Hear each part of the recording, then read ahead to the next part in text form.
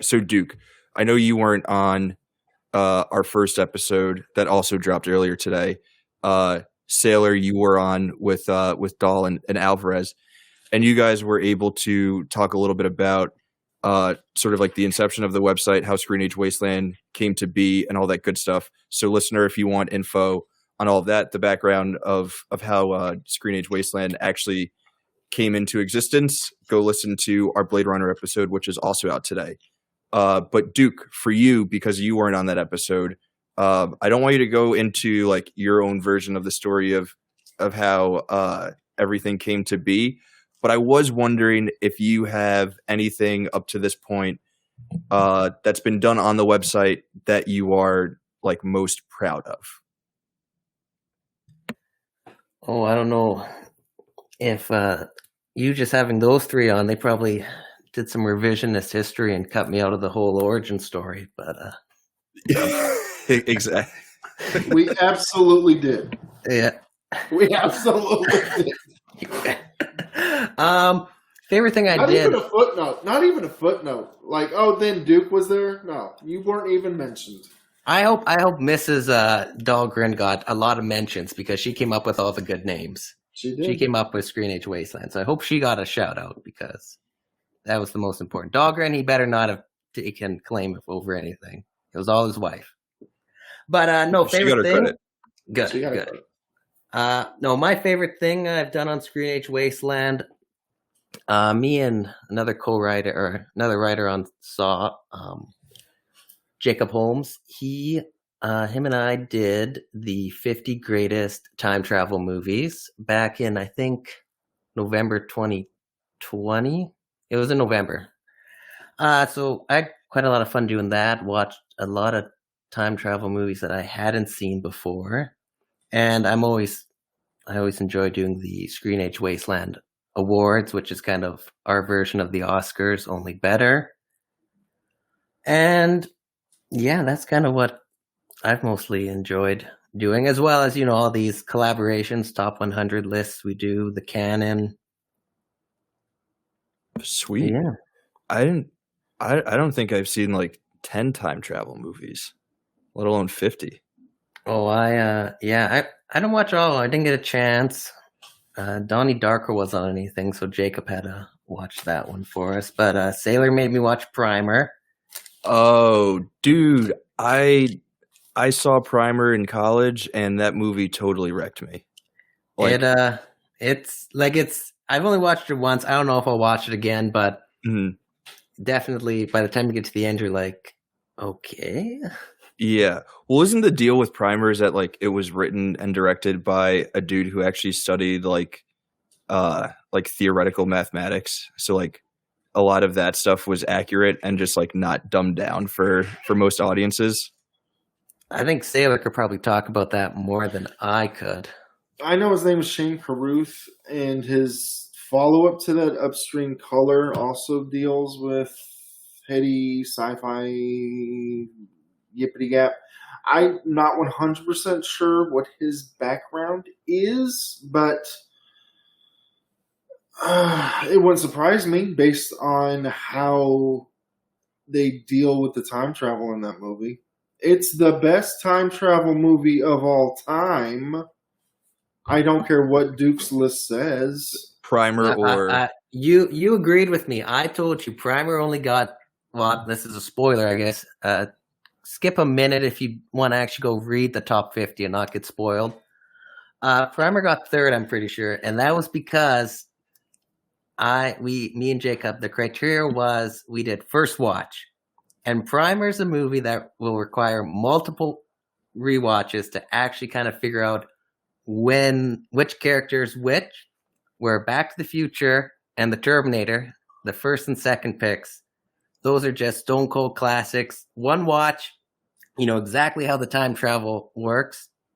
And that's why they beat out Primer. And I think that's I think third place for Primer is pretty good considering I think the majority of audiences don't know. I don't want to well, no, it's fantastic. I don't want to derail the conversation talking about time travel movies, but I will say the time travel of Primer makes perfect sense. It's just, since you never see the multiple versions of the characters on screen at the same time, it gets really hard to figure out where are we?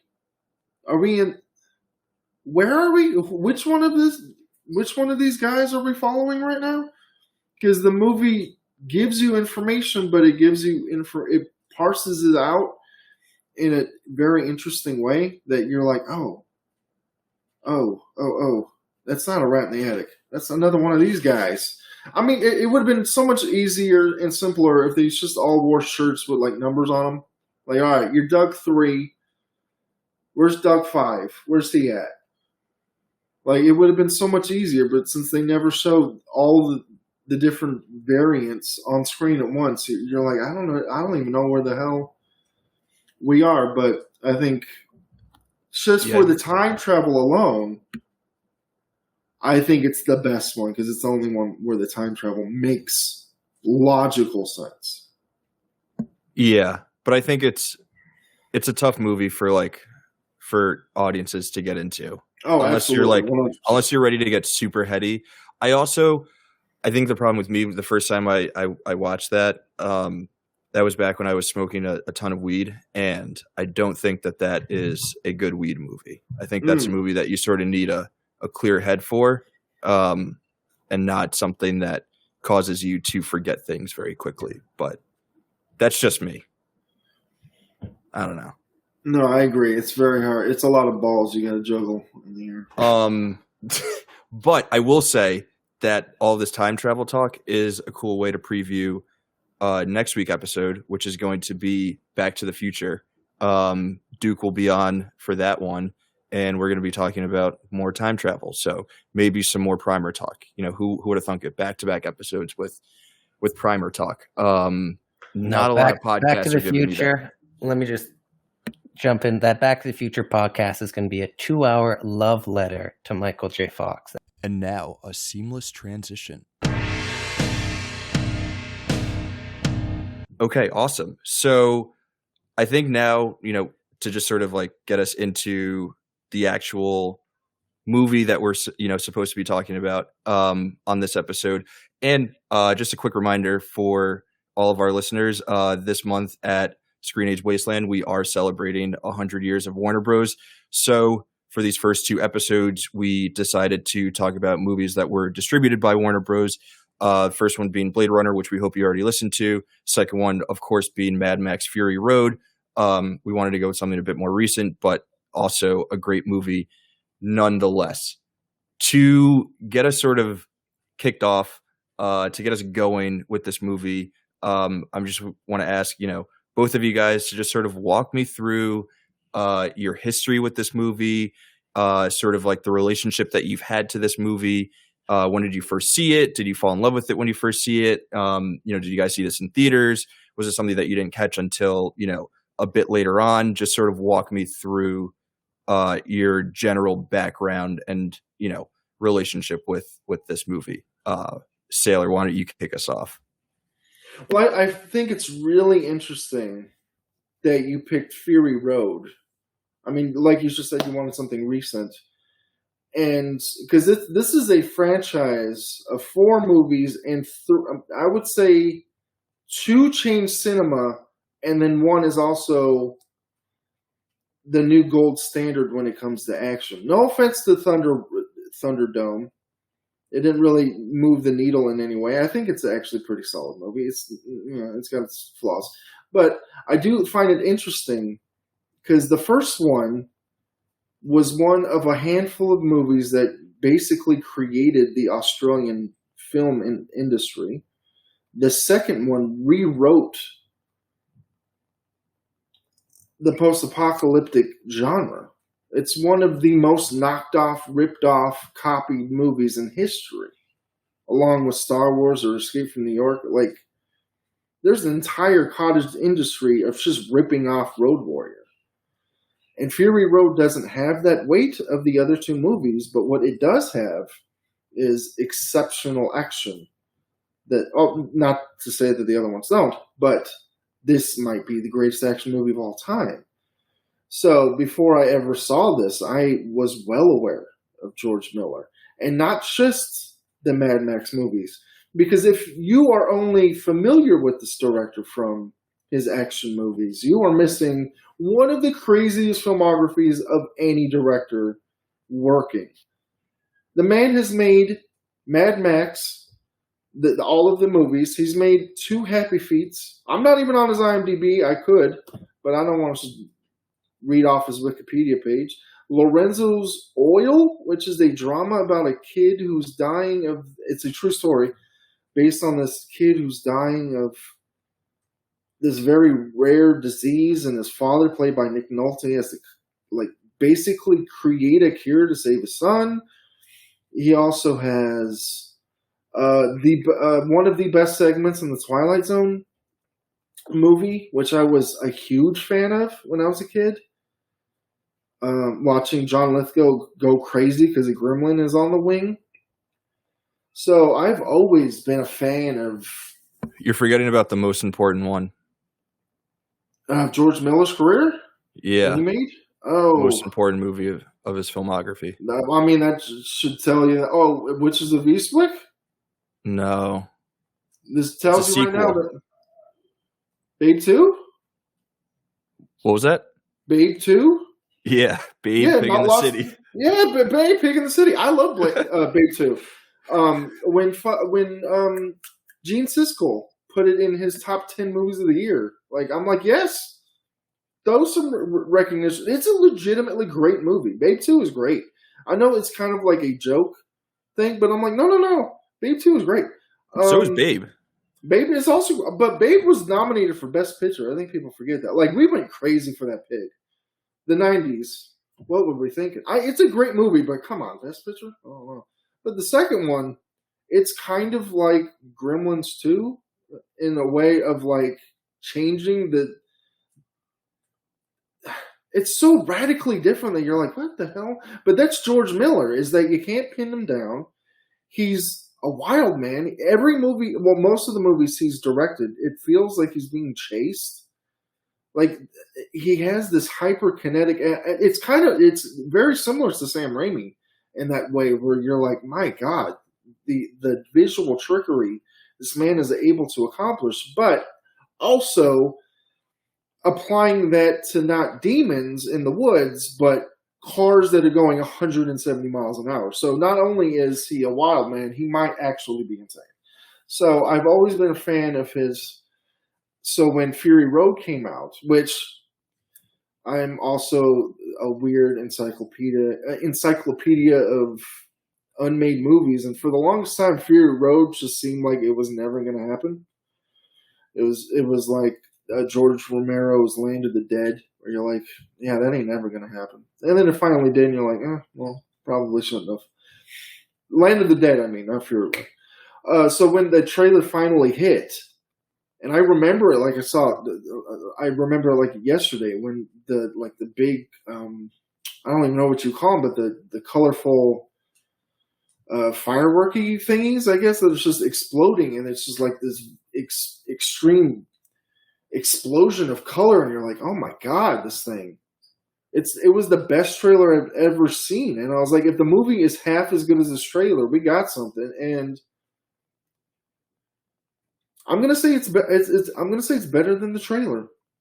I'm gonna say it. That 2.5-minute trailer, which is hot take. Yeah, I know it's a hot take, y'all. I'm coming in hot. It's better than the trailer. Now that's a statement that doesn't always apply to movies. I think Get Out's trailer is better than the movie, but that's a digression for another day. Fury Road is a movie that lives up to the trailer, and the trailer feels like it's fake because no movie looks like that. That's not a movie. Movies don't look like that. Movies don't have all of this in them. It just seemed fake. And he came out the gate. It felt like he had something to prove. I don't know. I guess because it took so long for him to make this damn thing. Actors that he cast for it died. It took so damn long. Mel Gibson was one of the biggest movie stars on the planet when he was gearing up to make it, and by the time he did, Mel Gibson's career was dead. like horribly dead.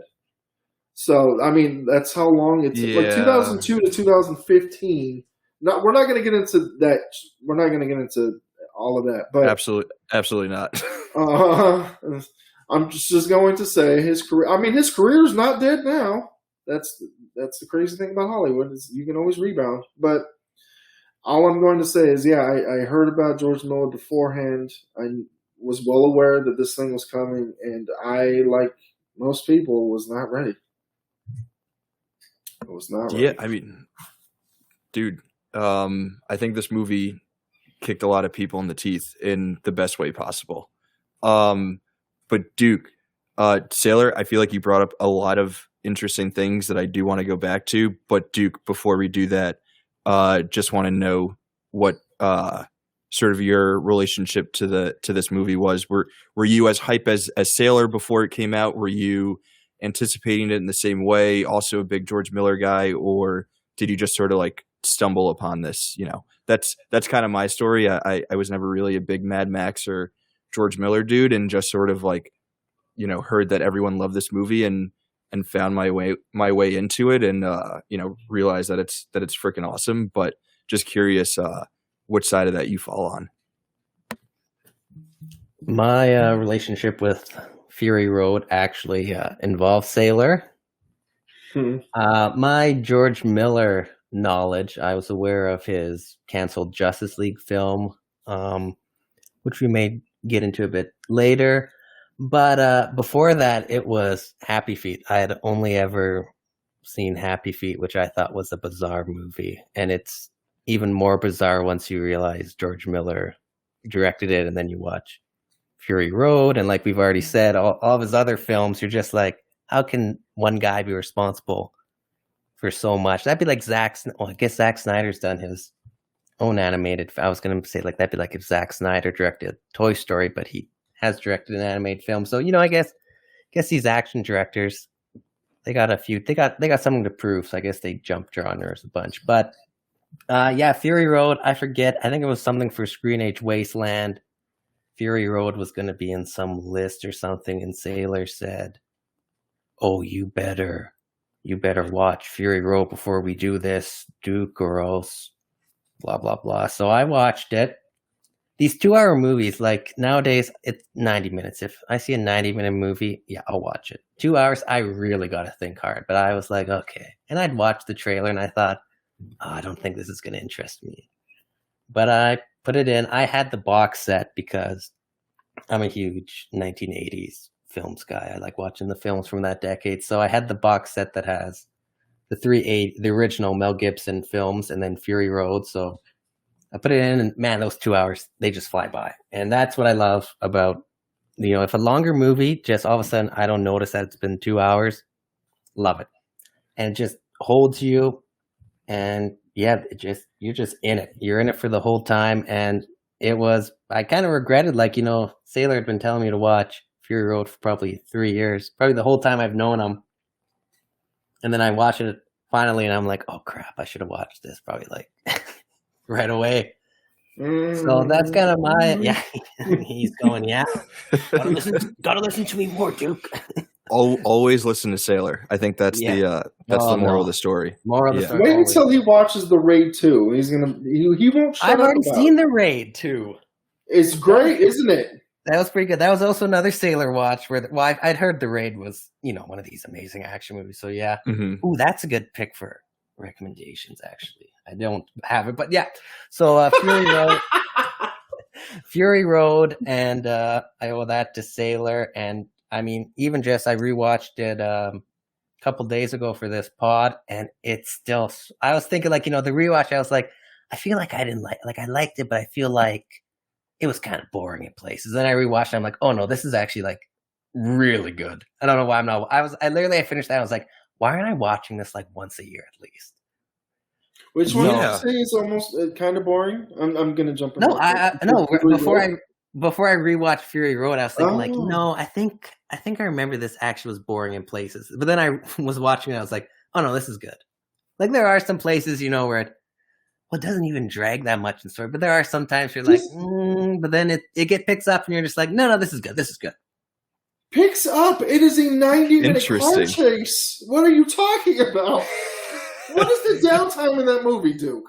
When they go to see You the know, swamp? sometimes, but no, I'm telling you, I felt like I had remembered it being boring in places, but then as I rewatched it, I was like, okay, no, this is good. And even when it kind of, you feel like it starts to dip a bit, then it just immediately kind of, hit the nos, if that's the correct use of that term. Get another boost. I mean, absolutely. I think the movie starts with the nos, but whatever, it's fine. It's okay if that's. Wait, Duke, that's a really interesting shout, and I know that you're not actually saying that this movie drags at any point. And Sailor, I think you kind of mentioned this before, that like this movie is just nonstop action. I can't think of a movie that has more action per capita or whatever than this movie. It feels like it's just always moving. And it absolutely flies by. It's the quickest 2 hours ever. Like the word that kept coming to my mind while I was rewatching was just kinetic. Like this movie is just constantly in motion. There's just like there's no downtime or like wasted scene or anything like that. Like it's just action, and then we have some important scenes between characters, and then it's back to action, and then you maybe have another scene, and then it's back to action, and then that takes you to the end. Mm-hmm. Fury Road has so much action, it makes Road Warrior feel like Mad Max. And Mad Max has like 10 minutes of action in it. It's not Mad Max is not an action movie. It is actually insane how different Mad Max is to the original Mad Max is to Fury Road. Like, talk about like if you didn't tell me these two films, like if I didn't say Mad Max Fury Road was just called Fury Road, and I watched Mad Max, and then 2 years later I watched Fury Road, and then I was talking to Sailor, and Sailor said, "Oh yeah, Fury Road's like, kind of like a legacy sequel to Mad Max." I would say, what? Mad Max and Fury Road are supposed to be in the same timeline because they are completely different. Well, that's interesting. I've never seen Mad Max or The Road Warrior, and as someone coming into this movie without that sort of that background info of like what happened in those movies, or like I have like zero knowledge of what those movies are even about or what happened there, and like this movie is super, super, super, super enjoyable as just its own thing, that exists as a movie that was made. But I don't know, do you guys want to talk a little bit more about sort of like the disconnection between this and some of the prequels? And then I guess they're not prequels, they were just previous films. And then the other thing that I wanted to come back to, Sailor, you mentioned that this movie was sort of on the shelf and in sort of pre-production and just like not having any legs to actually get made. I don't have any sort of info on that, so I feel like that would be some interesting stuff to sort of get into for folks to learn more about that. I mean, well, the brass tacks of it was he trying to make this in 2002, and the movie came out in 2015. So it wasn't like it was on the shelf. It just took him forever to get this thing off the ground for some reason. It happens. I mean, Martin Scorsese worked on Last Temptation of Christ for like 20 years. Silence even longer. Yeah. So sometimes it's not like, I mean, that. No, Scorsese had to make Casino, not Casino. He had to make. He had to make Color of Money, right? In order to make in order to make Last Temptation. Yeah, he just wouldn't get. I was like, I know there was a gangster or something, or there was something, but yeah, it was Color of Money. George Miller. But that was that the deal with this one, or he just like he had to do something else for the studio before he could do this one for him, or was it something else? Honestly, it wouldn't surprise me if that's why he made the Happy Feet movies, because it's like animated movies always do well. So he's like, here's two for you. Can y'all give me that movie with the cars, please? But to go back to because you did say prequels and then you corrected yourself, but I do honestly believe that the first movie works better if you pretend it's a prequel. If you watch Road Warrior, because that's my experience. I guess I kind of glossed over that. And many people's, because since it's called The Road Warrior, a lot of people from my generation didn't know it had anything to do with any other movie. We just saw this movie, The Road Warrior, and then finally figured out or realized that, oh, it's a sequel. There's another one of these things out there. Then you watch that movie second, and it's not even a post-apocalyptic movie. Civilization is teetering on the brink of collapse, but it's not a post-apocalyptic movie. The biker gang in it aren't the same kind of biker gang in the sequel. There's just dicks on bikes. Like in the second one, and then it's especially Fury Road, where they're actually literally worshiping cars. Mm-hmm. Like that's their entire cult, religion, whatever. In the first one, there's just assholes on bikes. That's literally it. That's just assholes. And so it really works as this weird prequel where you see him going to get revenge. Because it's funny that these characters, the character played by two different actors, it really feels like Gibson's Max is mad because he's angry. I don't want to spoil the first movie for you, Raph, but I mean, you see glimpses of it in Fury Road. He had a family, and he no longer exists. So you can piece it together. Oh, man. Wait, Duke, you have seen the original and Road Warrior? I've just seen the original Mad Max. Sailor again told me you better watch the Mad Max films before this Fury Road podcast. I only watched the first one. I thought, I should have something to compare to. And then I watched the first Mad Max. It's boring. It's Sailor I don't even think can say, oh, what are you trying to say? That no, it's boring. And he will agree it's more boring. I didn't get around to the Road Warrior. I hear it's better. The one I told you to watch and told you specifically to skip the first one. I thought no, I'm not skipping the first. I gotta go in order. But actually, I have a question for Sailor, just about the differences between the two. In Fury Road, when Mad Max is like having visions about this young kid that he couldn't save, is that from Beyond Thunderdome? Is that supposed to be connective tissue to the third film? Because he had a son in the first film, and the kid that he's kind of having visions about looks more like a girl, or they don't look anything alike, basically. So I'm thinking, is this like kind of like the connective tissue between maybe the third and the fourth? Because I'm watching Fury Road, and I'm like if you just kind of eliminate this, it's very vague already. But I was like, is this kind of supposed to be hinting at the third film, or is this kind of just stuff that wasn't in any of the previous films, and this is just George Miller kind of showing this off to say, this is kind of a bit of his past? I don't know. I was kind of like, is this supposed to be like Beyond Thunderdome, where? Well, I'm glad you asked. I'm glad you asked this question because I get to finish my thought when I said Gibson's Max is angry.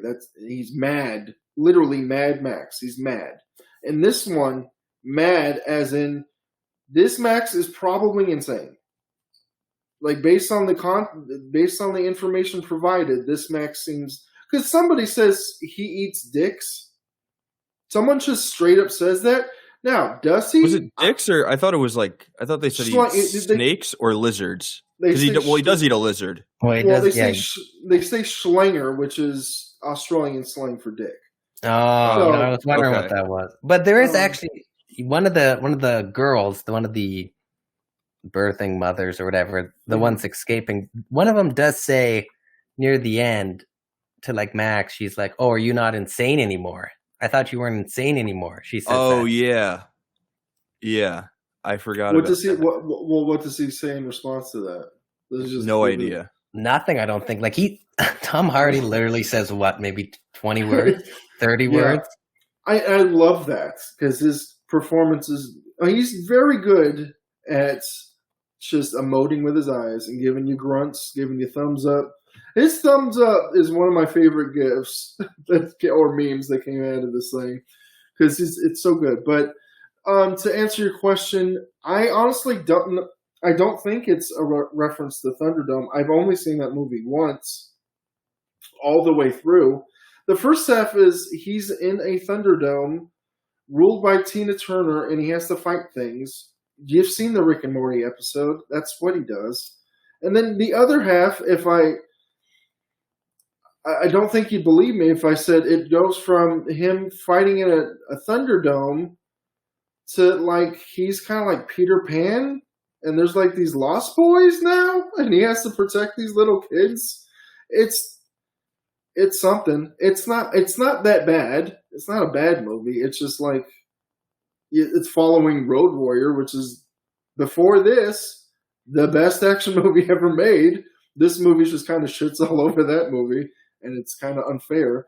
But I don't think that kid is a reference to Thunderdome. I think it's supposed to be Max's kid, because if you try to do the timeline of this, your brain will melt. It doesn't make sense at all, the timeline of this. Even though he's supposed to be the same character, I think that's kid, why. Go ahead. I think that's why for someone like me who's coming in sort of blind, like it might even be more enjoyable for someone who doesn't have any of the baggage from the other films, because you're just like, you're dropped in. Here's this guy Max. He has these visions of this person or these persons that he couldn't save. It's wildly traumatic. It makes him kind of insane, and because of that, this is why he does XYZ when he ends up on this excursion with Furiosa and these women. And like without like having to like think about like connecting it back to any other movies or like wondering about how timelines work and like, is it the same character? Is it a different character? Is it different? None of that. Like none of that stuff matters. You just get to sit down and enjoy a movie about this insane guy and a bunch of people driving cars, and that's it. It also, since you haven't seen the other movies, it plays differently to you because it doesn't necessarily have to be his family. It could just be people he knew that he failed to protect, and now are dead.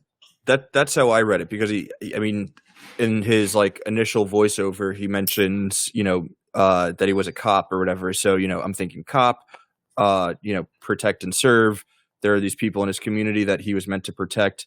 Now we live in this post-apocalyptic world. He obviously didn't protect them. He failed, in his like literal job. And that's what haunts him. So, sorry, Ralph. Yeah, no, go for it. Also, I think halfway through this rewatching Fury Road, I kind of was starting to think, because I watched Mad Max and then 5 days later watched Fury Road. So with them kind of both fresh in my mind still, I was kind of thinking like, this is almost, like George Miller's doing his James Bond almost, because, like the Sean Connery till Pierce Brosnan ends his reign, we're all supposed to believe that's the same James Bond. They, especially in the earlier ones, not so much. I think Pierce Brosnan and Dalton, they kind of recast everybody, but Sean Connery, I think through Roger Moore, they kind of were reusing the same actor, so you're led to believe that's the same timeline. So for Fury Road, I'm kind of looking at it like, yes, it's the same version as Mel Gibson's. Maybe Tom Hardy's younger than Mel Gibson would have been if, he would have played it. But, you kind of got this weird sliding timeline aspect where it can be the same or it can't. And that kind of was like, oh no, what happens if you do a sequel or another director comes down the line? Tom Hardy's too old now and you get a different actor, and then it's kind of all the same story, but they're all kind of, all these standalone Mad Max adventures. And I actually kind of got excited at that possibility, at what this franchise could continue to kind of evolve into down the road if they continue to release new installments. Well, if they ever do new installments, Gibson is the only other director I'd like to see take up the director's chair. I'd be open to that. Because I'm like, that's a nice handing off of the baton. He's a hell of a director. Yeah. I have this weird thing where I don't want Mel Gibson to work anymore. Because it's not weird, Raph. He's an asshole. Yeah. Well, it's a little bit more than just a hot take. Hot take. Mel Gibson, not a great guy. Probably shouldn't be working. Yeah, not a great dude. But yeah. I mean, I'm living in the world where he's not a piece of shit, and Miller is not getting any younger, and Furiosa is going to probably be his last movie. I like how you believe that. Sorry, go for it. I was gonna say, I like how you're like, the only other director I'd like to see is Mel Gibson, who is also old. Like, even if like this is a timeline where Miller dies, Gibson only has maybe 20. I don't know. Maybe Gibson's only in his 60s, but I feel like Gibson and Miller are probably 10 years between them, so it's not like we'd be getting more than maybe one movie with Gibson directing as Mad Max. But I was kind of hoping, like, I'd be open to, if he's not directing, I'd be down to see Gibson kind of slip into one of the villain roles, because I think, Sailor, you could correct me, I think the guy who plays Immortan Joe, he was also a villain in Beyond Thunderdome, but they're different. So Miller clearly he's in the one that you've seen. He's Toe Cutter in the first Mad Max. Oh, is he actually? It sure is. I mean, there's a lot of theories, because Fury Road is so different than the other ones. Same but different. Once you guys see Thunderdome, there is a kid in it named Feral Boy, which I think that's the internet is calling Feral Boy. I don't even know if that's his official name. But Max has this little kid. He's like a monkey, and he has like this weird boomerang knife thingy that he chucks at people. A lot of people believe that Tom Hardy's Max is just Feral Boy grown up, because he does have like a weird curved knife thing that's on his. He might lose it in the beginning of the movie. He loses all of his gear, but I believe he has like a curved knife that's on like a jacket buckle or something of that effect. It's not the same as the boomerang knife thingy that Feral Boy has, but he does have a blade thingy. He doesn't act like Max from the other movies at all. He does act more like a feral child grown up in this weird.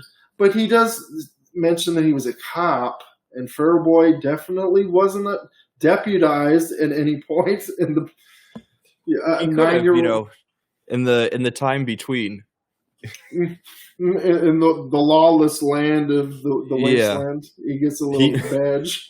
He just he was a cop in his own mind, you know. No one actually. Well, actually, Raph, you might be onto something. If you know, Sailor's theory, you know, Mel Gibson's Max was just mad, where Tom Hardy's is insane, and Feral Boy seems like he could have been insane. You know, maybe I haven't watched Beyond Thunderdome, but maybe Mel Gibson's Max leaves an impression on Feral Boy, and Feral Boy kind of, you know, wants to be you know, he idolizes the Max and he adopts a persona. So then I don't know how he would know Max was a cop, but you know, it's a possibility. No, it's definitely a possibility. I can subscribe to that theory, even though I haven't seen Thunderdome.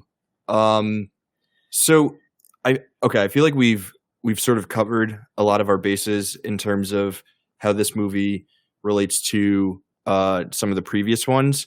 But because this movie is so gosh darn awesome on its own, I do want to talk about you know, just this movie and like what makes it so awesome. But the first question that I wanted to ask you guys sort of on that is, I don't know if it was just me while I was rewatching this, but this movie sort of read to me like a graphic novel. And I was thinking that, you know, because it came out in 2015, which was kind of, it's in the middle of, you know, the superhero comic book era of movies, but not quite to the heights that, you know, we're at a few years later now. You know, I feel like it's sort of like really, really peaked in like 17, 18. Did you guys get that same sort of like comic book graphic novel sort of read in the way that the movie sort of like moves, and the way that the characters and the world is sort of built throughout the story? or am I totally going crazy with that? Well, I'll jump in. Well, unless you wanted to jump in, Duke.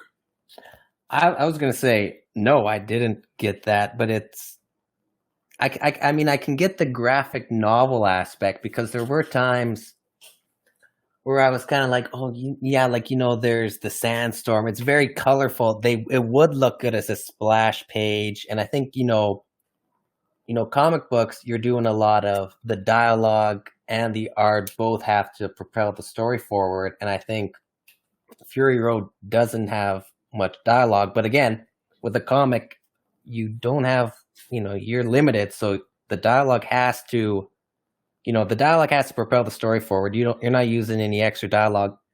Fury Road, very brief dialogue. The dialogue is very important to the story, as Sailors mentioned. It's concise. Again, another graphic novel because you only got so many pages. And then, splash pages. The cars are cool. The characters look cool. They'd look good drawn.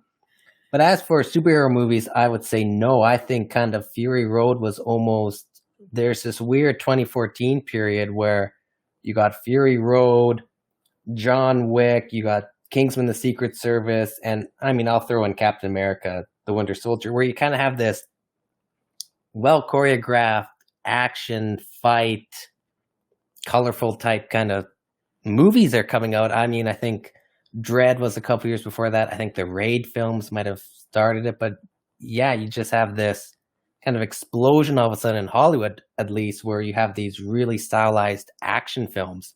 And I almost think that's kind of, well, Captain America: The Winter Soldier falls into both groups, but John Wick, Kingsman, Fury Road, those three are kind of like almost the counter. You got these R-rated. Got these R-rated films. Those three, you just have, these R-rated films that are kind of almost giving audiences something if they don't want to watch a superhero movie. I think this is kind of where Fury Road's fallen in.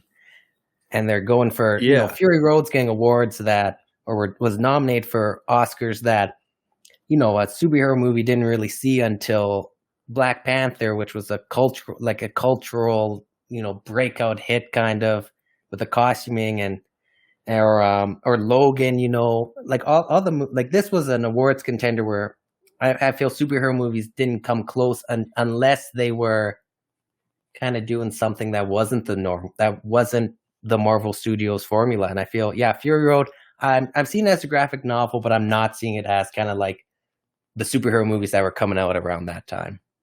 Yeah, I think you sort of you really wrapped up and put into words what I sort of failed to say. I see it as a graphic novel, not necessarily as a superhero film. I think it's more comic booky than a lot of the superhero movies that we have seen, which is kind of interesting. I think a lot of that is just that it's like super stylized. All of the action is like choreographed and framed and edited in ways that are like really clear to a viewer, in ways that I think some of the superhero movies might not necessarily be doing that.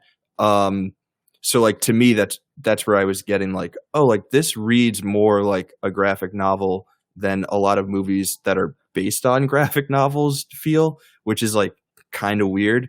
But Sailor, did you sort of catch that vibe at all either? Or well, what I think you're responding to is the visual storytelling, which is what comics can do better than movies can, because movies are all about the talkie. They want to explain everything before they show you the thing, and then they want to explain it to you again. George Miller throws all that shit out the window. Now, we were talking about all the action movies that came out around that same time, 2014, 2015. And we were trying to pinpoint which one of those action movies was the beginning of this new wave. And I'm like, it's Road Warrior. It's Road Warrior, y'all. Goes way back. George, there's two types of action movie. There's indoor action, which we can argue who the best director of indoor action is. You got your Jackie Chan's, you got your Jet Li's, you got your John Woo's, you even have Charlie Chaplin. there's many different directors of indoor action, and they can vary from your ladder fights to your diehards. Could be anything. Yeah. Then you have your outdoor action, and there is no one in the world better at outdoor action than George Miller. The man can stage a car chase better than Busby Berkeley can stage a dance. He choreographs cars like there are going to be like dancers. 3 people that get that reference. And I appreciate you for getting it, Raph. I'm not one of them. Y'all gotta watch Gold Diggers in 1935, y'all. Come on now. But it's relevant to what I'm talking about because Busby Berkeley was known for choreographing these intricate, elaborate dances with hundreds of dancers, and you're like, my God, and they're all like synced up, and it's amazing. George Miller can do that with cars going 170 miles an hour, with people on those cars fighting. Like, he incorporates all of these things, and he cuts out anything you don't need to know without. If he can tell you with a look from an actor or with just visual storytelling, he's going to. He doesn't need, I mean, he has the narration in the beginning, but that's kind of it. Just to say, hey, y'all, this is what, it's been a long time since y'all seen Mad Max. I know. I'm just going to give you a little update. This is who this is. And the narration is gone as far as I can remember. I don't remember him. Yeah, really. Yeah, so, and even in the narration, he's not really explaining the world so much as like, hey, I'm Max, the world's gone to shit. All right, here's cars. I'm a psycho. Yeah. Yeah, I'm a psycho. So these people are chasing me. I'm a psycho. Let's go. Yeah, George Miller is taking from the same thing comic books did. Because basically what Mad Max is no different than Zatoichi or The Man with No Name or Lone Wolf and Cub, which is this outsider that comes in the town. The town has a problem, and that the stranger begrudgingly helps. That is the plot of all of the Mad Maxes outside of... Because the first Mad Max has a plot. He is a character. And at the end of that movie, his character is resolved. Everything he wants is resolved. He got his revenge. The end. There's no more character arc to Mad Max. After that... Wait, Sailor, I want you to go into something that you mentioned before, in terms of just like George Miller's ability to create like visual storytelling with these sort of choreographed car chase scenes, which is like essentially the entire movie. It's just like it's one big chase scene where you're spending an hour and 20 minutes going to one place, and then when you get to that place, you're like, all right, fine, let's and like that's the entire like setup of the story, and everything just like plays out within that. But I want you to talk to us about just sort of like the visual storytelling that is happening within those like action set pieces, and like what sets it apart from anyone else who might be trying to do something similar, whether it's like a Fast and Furious movie or whatever the hell else it may be. Well, his mastery of visual storytelling seeps into everything. Like when Immortan Joe was going to find his brides, his ladies, his however you want to describe the ladies he is after, and he goes into the room and you see books on the shelves, and you see blood on the wall. I'm assuming it's blood. It could be paint. Who destroyed the world? Who ruined the world? Whatever. And then outside of that, you see these milkmaids, and then you see these war boys who worship cars, and they like spray paint. What is it? Is it paint? Is there some sort of drugs in there? Never explained. Doesn't matter. I have no idea. Yeah.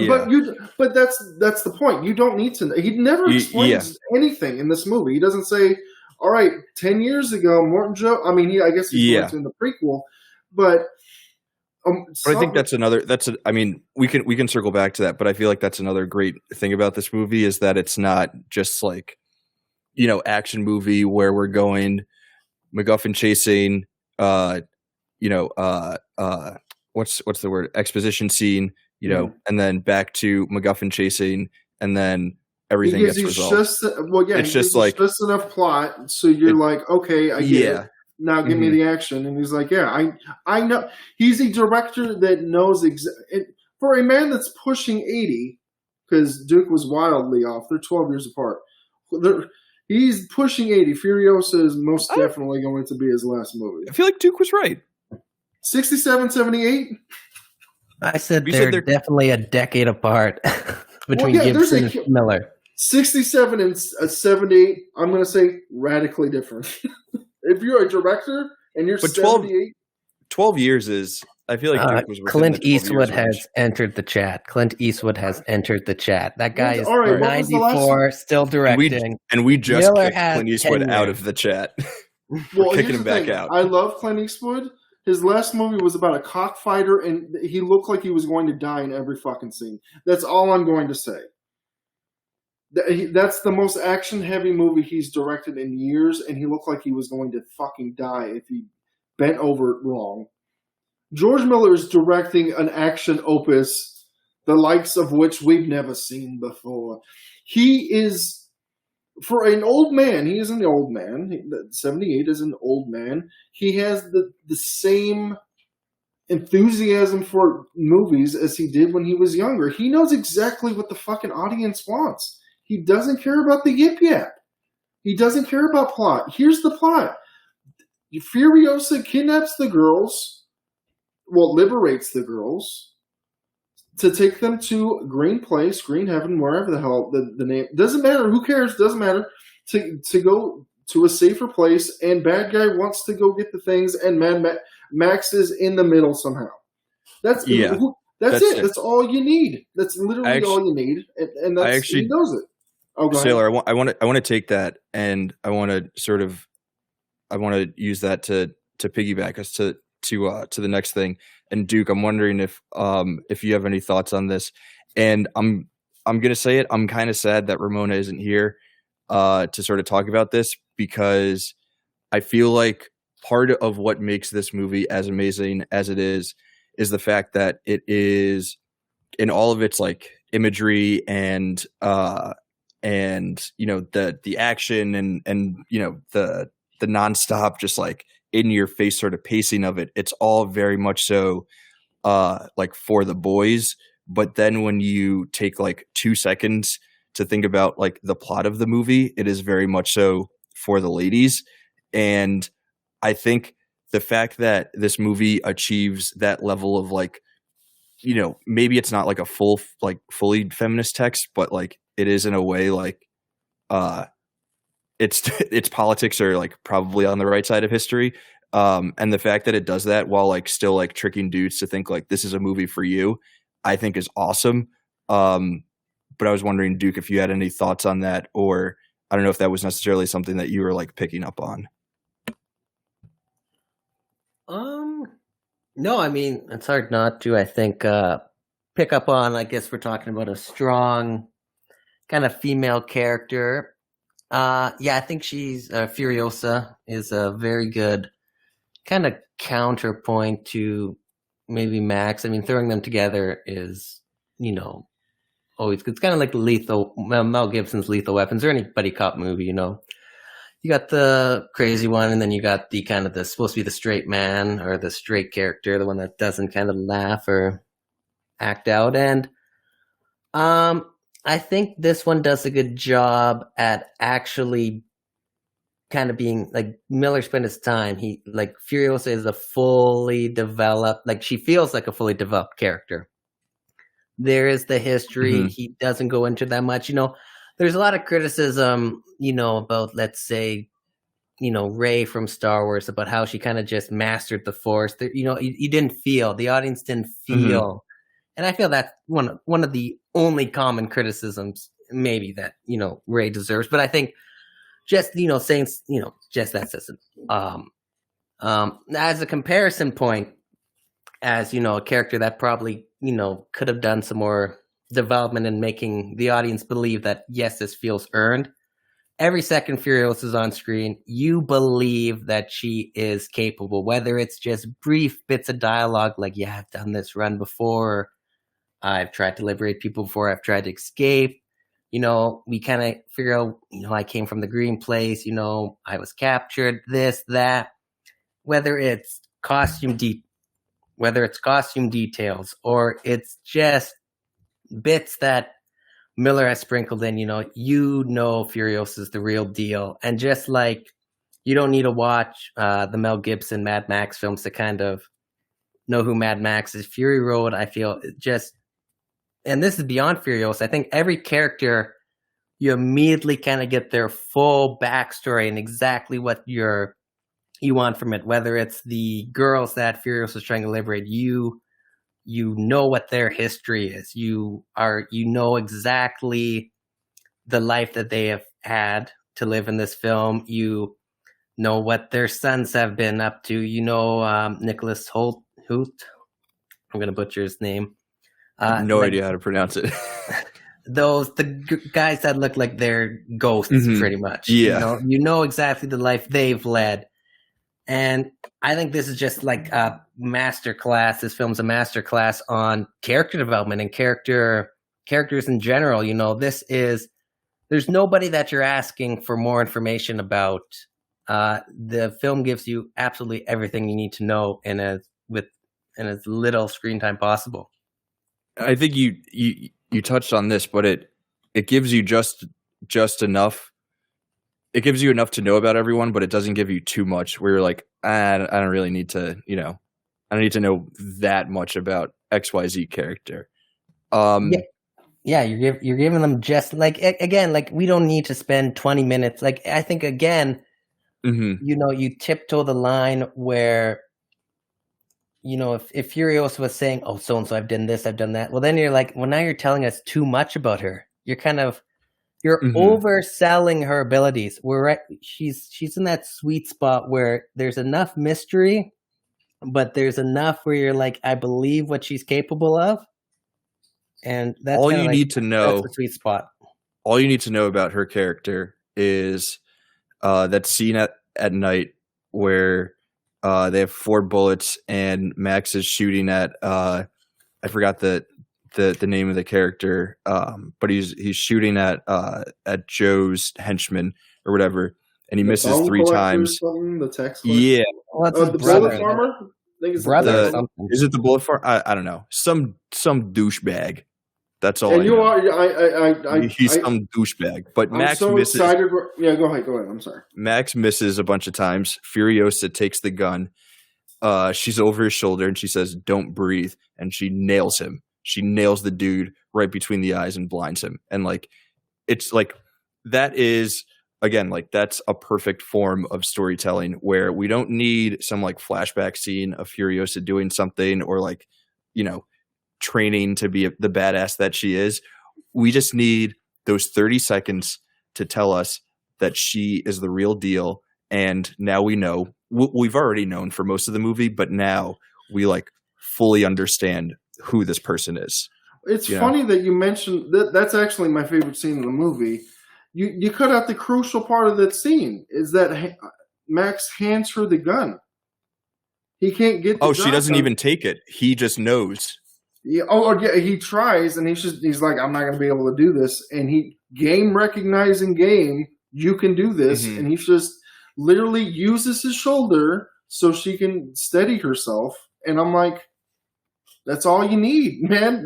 George Miller knows exactly how to tell a story. And there's a scene later in the movie where they have to get the car out of the mud and Max has to create a distraction for them. And he just walks off. And then he comes back covered in blood with gas, and you're like, I didn't need to see that. I didn't need to see what the hell he just did, but people are dead, and he has gas, and the threat is gone. Yeah, Miller knows when to show you things, when not to show you things, what to focus on, and God, no one does it better. No one does it better.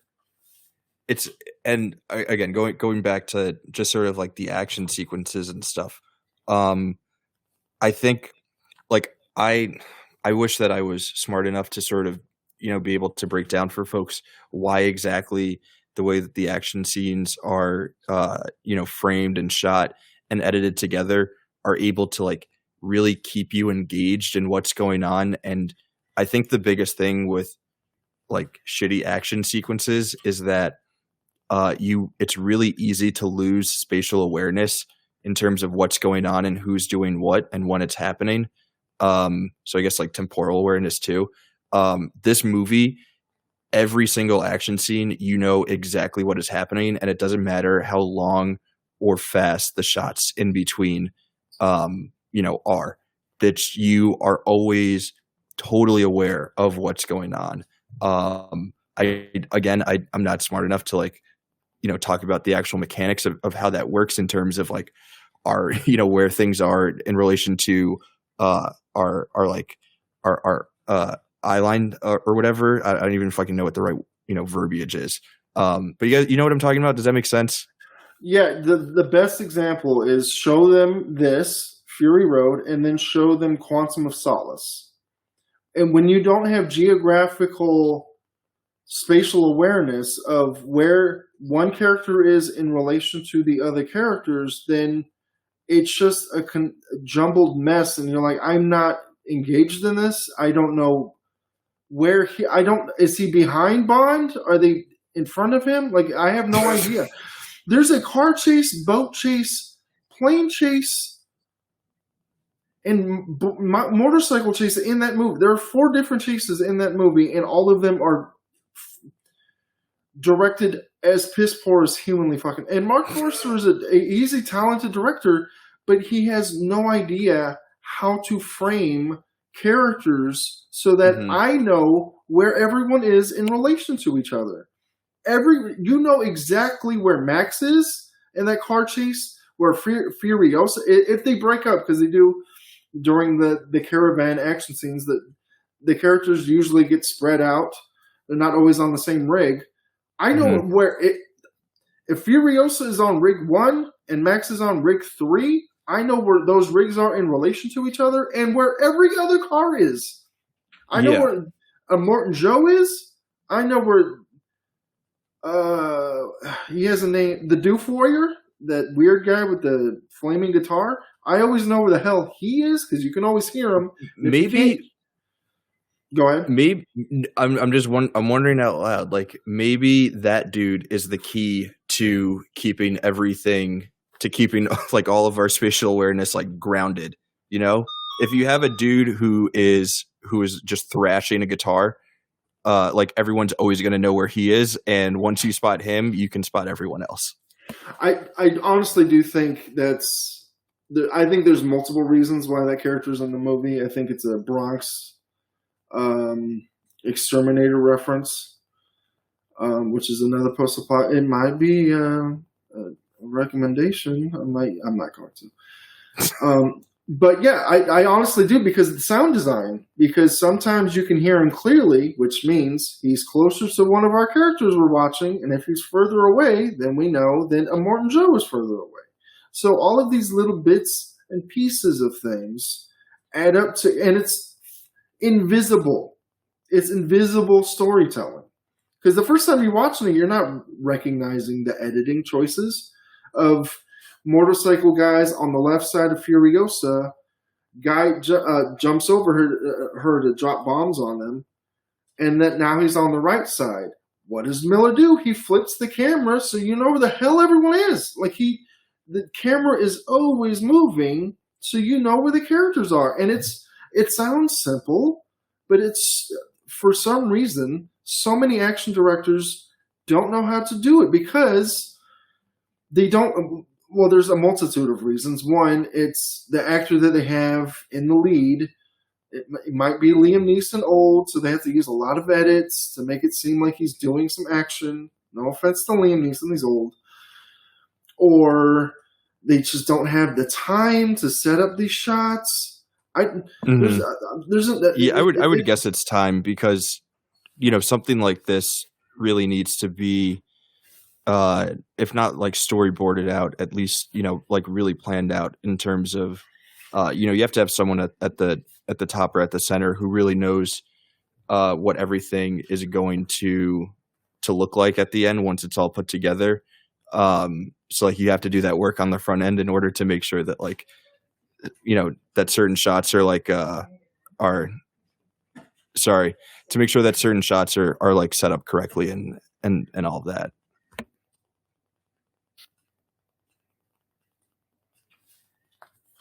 I was gonna let Duke jump in, but if you don't want to talk, I'll just keep talking. I'm like a pull string. Go for it. Wait, I do have a question. I do have a question for Duke. Charlize Theron, top 5 action star working right now?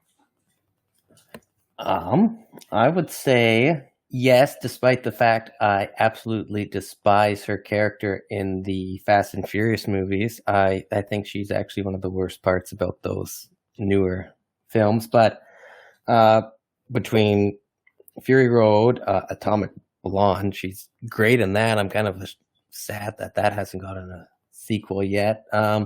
She's definitely a contender. I think definitely in this, if the new wave, you know, if we're not counting people who, you know, emerged in the 90s or the 2000s who may still be doing the occasional action film, I think definitely in the 2010s she is one of, if not the greatest action star to emerge. I don't know if Sailor's going to probably jump in with 2 or 3. Well, what is the question again, so I can get specific on it? I'm just wondering, is she one of the 5 best action stars working right now? Right now, mainstream. I'm going last 10 years. I'm going to say so? Mainstream actor that has, because what an act. I swear I'm not going to get pretentious and nerdy on this question, but action stars are. It sounds like you are, like you're about to get pretentious. Well, because back in the day, Jackie Chan was the action stars were action only. Mm-hmm. Charlize Theron is one of the best actresses. Period. She doesn't need to do action. Jackie Chan can't do anything else. So now she won her Oscar like pretty early, and then it seems like now she's just like, well, fuck it, like I already did that, so why don't I just make awesome action movies now? She loves doing the action. So for actors that have turned into action stars, that were not built from the ground up to be action stars, like your Stallones, your Schwarzeneggers, your Van Dammes, all of those, they can really only work in that wheelhouse. I would say she's a strong contender behind Keanu Reeves. Reeves has got it. He's been the best since 92. I'll take Reeves. I'll take Theron. I'll take Keanu Reeves. I'm a big sucker for Tom Cruise. I don't even know who else I would put in terms of like working right now in that. Because I mean, when you're saying working 5 right now, because let's say like who have made like who have had, you know, a few movies in the last 10 years. Yeah, I think it's impossible to keep. I think it's impossible to keep her out. You can say like The Rock, I guess, but I don't know. He's not as fun to watch to me as some of those. The Rock's other not an action star. Well, it's that new type of action. The Rock is in movies that have action, but no, I would put Colin Firth above The Rock in terms of action stars, because at least Colin Firth is doing something in those Kingsman movies that's original, where The Rock is just The Rock is The Rock in every movie except Black Adam, which I will say is probably The Rock's best performance since he started just playing himself in all the films. I'm pretty sure he doesn't he flex out of an arm cast and then cut to him in a Gatling gun shooting down a helicopter one of these films? So I'm going to say you're full of shit with your Colin Firth bullshit.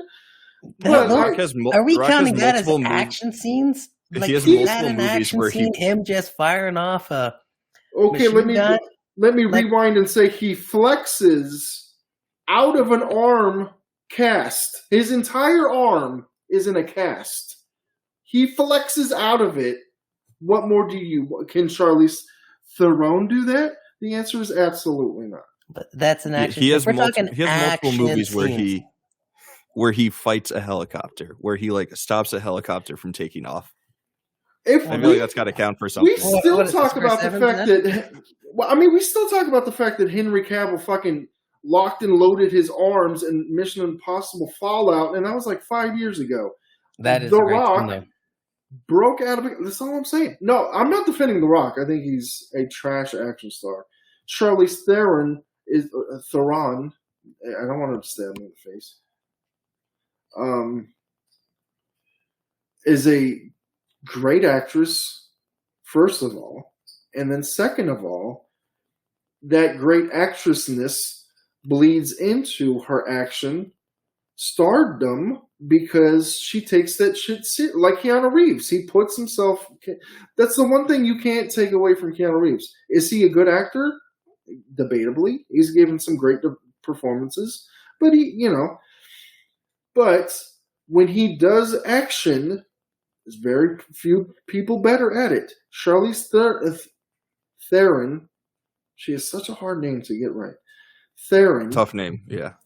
Because it rhymes with heron. That's how I have to keep. Is it Theron? I've always gone Theron. That's what everyone thought it was, and she's like, "No, it's Theron." I'm just being too nice to correct you all. It's Theron. Yeah, it's like a Brendan Fraser situation. Yeah. When she does action, she is convincing. I believe her when she throws a punch. I believe her when that's one of the main things I look for when an actor becomes an action star is, does it look like they are counting the steps in their head when they're doing this? Because I'll notice it immediately. If 1, 2, 3, 1, 2, 3, that choreographed shit, like, all right, I gotta. You can see it in their eyes too, because they're counting the moves because they don't want to get punched in the face again. It happened. A perfect example. Chris Hemsworth kind of does it a couple times in Extraction because there's a lot of one takes. So you're literally seeing him like, I have to stand here for like 2 seconds because someone's going to throw a glass bottle at my head. All right, on to the next scene. Like, you just see the choreographed moves. Charlize Theron never looks like she's counting moves. It's just graceful, and she's badass. And I didn't mention it when we did, spoiler alert for my 2010s character list, the greatest characters of that decade. Furiosa's number 1 with a bullet. She is so much better than Mad Max in this movie. She is the MVP of this movie, 100%. Max is not a character at all. In any of, again, outside of the first movie, he is not a character. Well, yeah, I feel like we kind of glossed over this, but I did want to talk to you guys about the fact that, like, the movie, if you're doing screenwriting 101 and you're talking about your inciting incident happening on page 10, the inciting incident is when Furiosa decides that she's going to swerve off the road and head east towards the green place. Like, she is the person who is driving, literally driving, but she's also driving all of the action and, plot narrative, all those things too in this movie. It's very much so her movie, even though, Mad Max's name is in the title, which sort of goes back to, the thing that I was saying before about this movie, sort of ostensibly being something for the boys, but like is really for the ladies. Like, it all kind of comes back to that point. Yeah, I'll just say that Furiosa or Charlize Theron, Charlize is so good in this film that George Miller basically said, "Yeah, I'm not going to do Mad Max 5. Let's just do a whole film about Furiosa," and that's what we're going to get next. So I guess we'll see how that turns out. Again, I think, just to kind of point this out, we've been talking about how the first time we talked about Furiosa, we were talking about how Miller revealed just enough of her character, or just the perfect amount, and now we are going to get that prequel. And is it going to maybe reveal too much of the mystery that made that character so good? And without Charlize in the role, how will that look? And we talked about Hemsworth not being, or Sailor talked about Hemsworth in Extraction not being that good, and he's going to be in Furiosa, I think possibly as a younger Immortan Joe. So Mhm. we've been talking about a lot of things that are about to potentially show up in the next Mad Max franchise universe, Mad Max universe movie, and is it going to maybe dampen Fury Road? I'm not too sure, but I definitely I do like what Charlize put into this movie. Well, It's a shame well, she I'll can't. answer that question for you, whether or not it's going to damper it. Go on IMDb and then click on who's directing that movie. Is it George Miller? Yes. Well, there you go. That's your answer. Well, I guess we'll find. Well, I guess we'll find out if George Miller knows how to direct Chris Hemsworth better with action movies than Sam Hargrave in Extraction.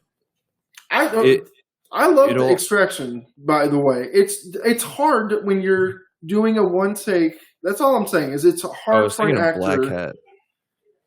Does he do any action? I skipped that movie completely. No, I haven't seen it. You don't like Man.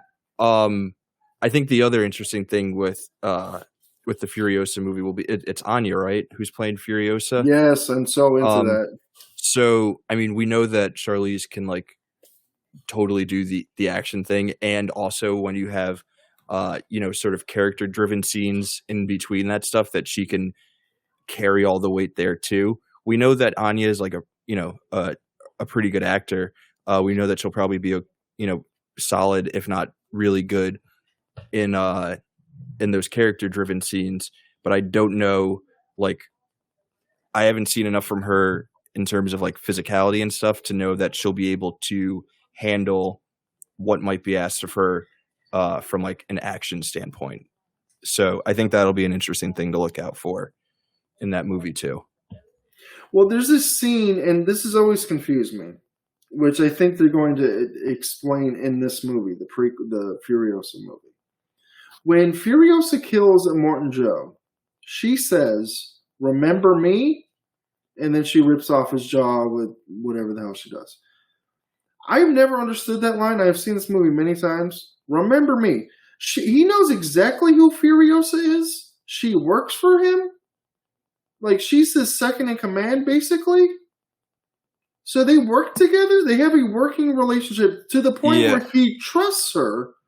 So there's no air of mystery. Like, he knows exactly who Furiosa is. So it might be that when she was like kidnapped as a kid, he doesn't know that same kid is the person who grew up to be Furiosa. That's what I would assume, and that maybe there was like a look in her eye or something that she gave to him before she delivered that line that would trigger his memory that like, oh, this Furiosa is also that kid who I kidnapped so many years ago.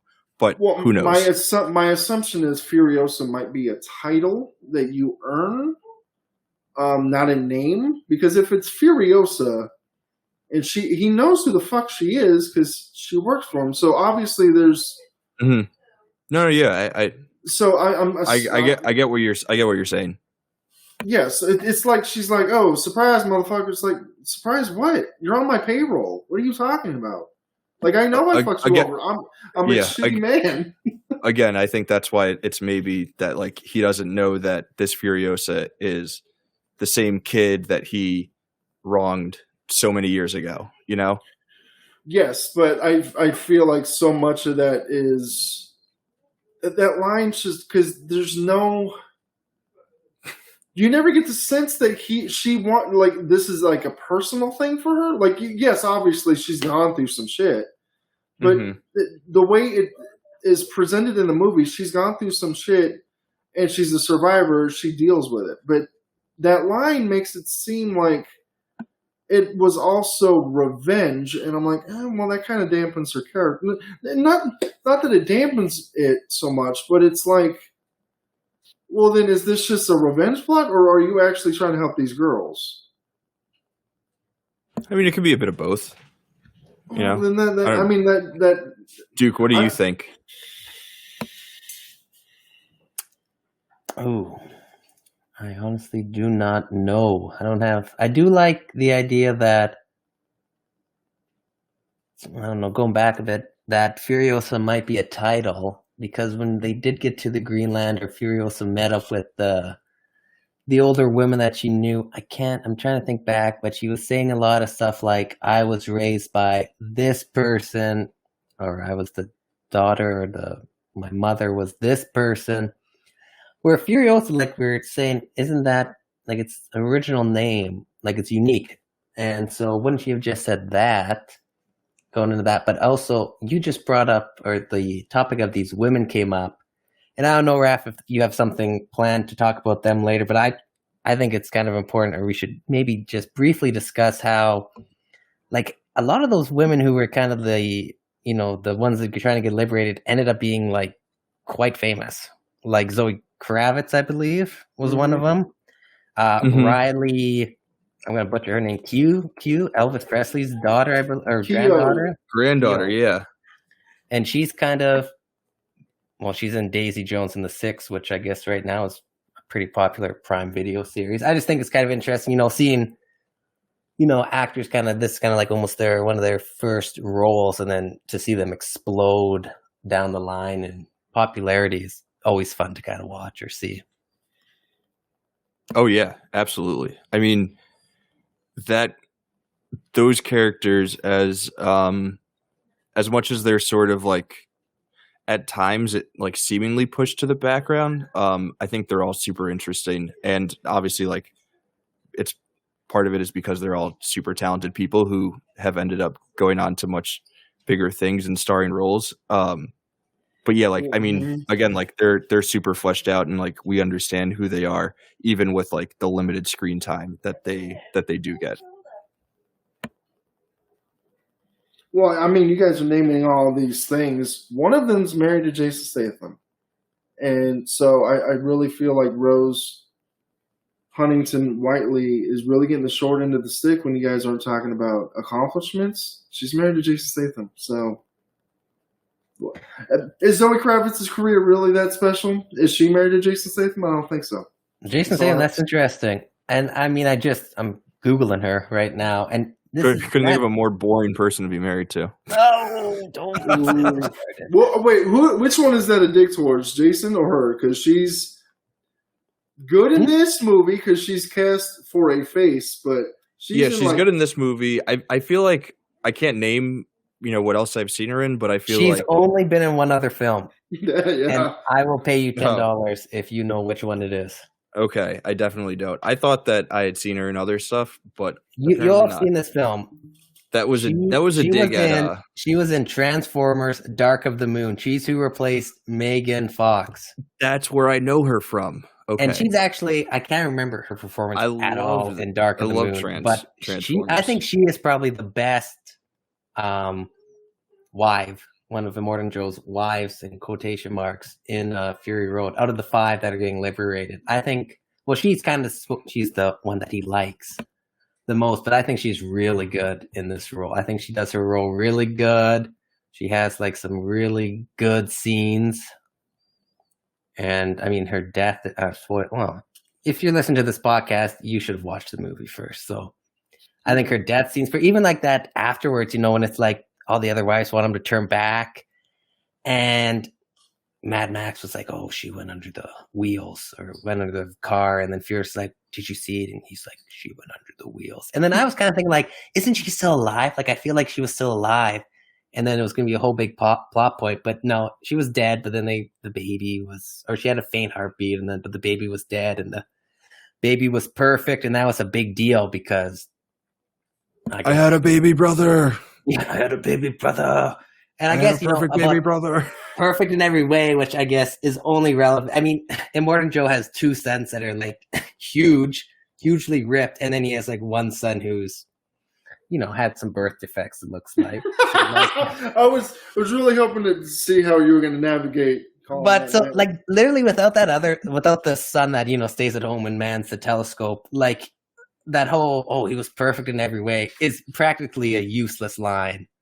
Because everybody else in this whole this film, there's nobody looks, imperfect. Everybody looks, like they've had a health, which is the one thing, I guess Immortan Joe must feed the peasants at the bottom, but the limited water, I always think, how are these people surviving so long? I guess that's kind of interesting because like I was thinking that like he probably wasn't perfect in every way just because like Immortan Joe and his goons are at least to me they all sort of read as dumbasses. And so many of the war boys, you know, they have like visible like medical ailments and stuff, you know, even Nux Nicholas Holt, I don't know how to pronounce his name, but he has his two mates, Larry and Barry, or whatever their names are.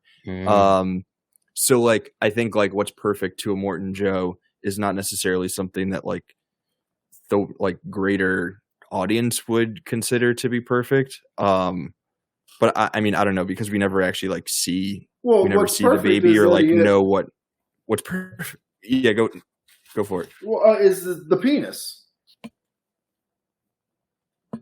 Perfect. Oh, no, I'm serious. Immortan Joe clearly raises war boys. That's what he is after, and that's why Penis Erectus is like, fuck yes, I have a brother. Like the girls mean not that they're just there to raise more war boys. That is their entire. Which is funny because the women, the five brides, are like, you know, they're all gorgeous, but like they don't have like the same sort of like pale skin as the war boys or like I don't even like know like what you would call those like Barry and Larry on tumors. Yeah, they're tumors. Yeah, like all the war boys like have like tumors and stuff, or like their faces are, you know, messed up and their skin is like super pale, like they're all like super jacked up. But you know, to Immortan Joe, like they're the ones who are perfect. Meanwhile, you have these like five amazing, gorgeous women, and like, nah, they're whatever. You know, he doesn't give a shit about them. And I guess it's in a way, if you think about it, like it's weird or it makes sense within like the context of the story and like who Immortan Joe is and what he wants. That the only woman in his army, right, is someone who's missing an arm. So in that way, like her imperfection makes her perfect in the way that some of the war boys are also perfect, except she doesn't have a penis. Oh, that's interesting. I'm just saying the penis is very important. Yeah, it was a big deal that you could tell there was a big deal that it was going to be a son. Well, I'm not even. I swear I'm not derailing it with a sailor joke. The big guy who holds up that baby is named Rictus Erectus. Yeah. Well, Erectus. I'm just saying that's as close to a phallic joke as you can get. So somebody has to be knocking up those milkmaids. He might be. There's a lot. I'm just saying. And then the knocking women, up. Well, they have to be producing milk, so they have to constantly be pregnant. I know. Yeah. Rictus Erectus would be the one to get in there and do it. And then, I'm laughing at the usage of knocking up. Yeah. Well, he prides himself on his job. But then the women that help Furiosa, the Vulvani. I mean, that kind of sounds like Vulvani. Yeah, I mean, it's the Vulvani. That kind of sounds like vagina. And one of them, it's a vulva, right? Like their name is literally a derivative of vulva. You know, so I'm like, all that shit is in there, and the main old woman is the keeper of the seeds. So I really do feel like this movie is. I know it has a negative connotation now. This is super fucking feminist. This is a super feminist movie. And I think out of all of these movies, I am so happy that finally there's a woman. I mean, Tina Turner is great in Beyond Thunderdome, but she's not in it that much. So it's nice to finally get to see some women in these fucking post-apocalyptic movies, especially when I really feel like that the entire text of this movie is. We love this genre, we love the subgenre, and we love the cool guys that do all this shit in this. But they're also the reason this shit went to hell in the first place, like 100%. Exactly. So we're also worshiping the people who brought this shit down on us. So how about we, in a world where that's 100% the case, who would be the hero? It wouldn't be Max, or I would be a hypocrite. It would have to be a woman. It would be Furiosa. It'd have to be. He had to create a female character to tell the best and most interesting post-apocalyptic story up until that point. So there's so much little shit in this movie that it's more than just drive in one direction, turn around, and then drive in another. I mean, I made that joke earlier, but there's so much little shit in this movie that either intentional or not, but the fact that I am reading into, I'm not reading into any subtext in the Raid 2. No.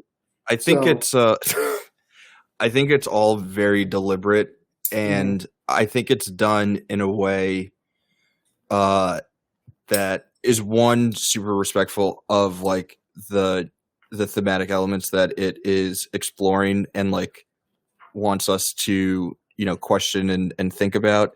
And I also think it does a great job. And I think why it's so successful is that a movie about this kind of subject matter can oftentimes read as being, you know, sort of forced or, you know, hitting you over the head with a hammer and like super obvious to the point where it will exhaust you rather than like actually make you think in a critical way.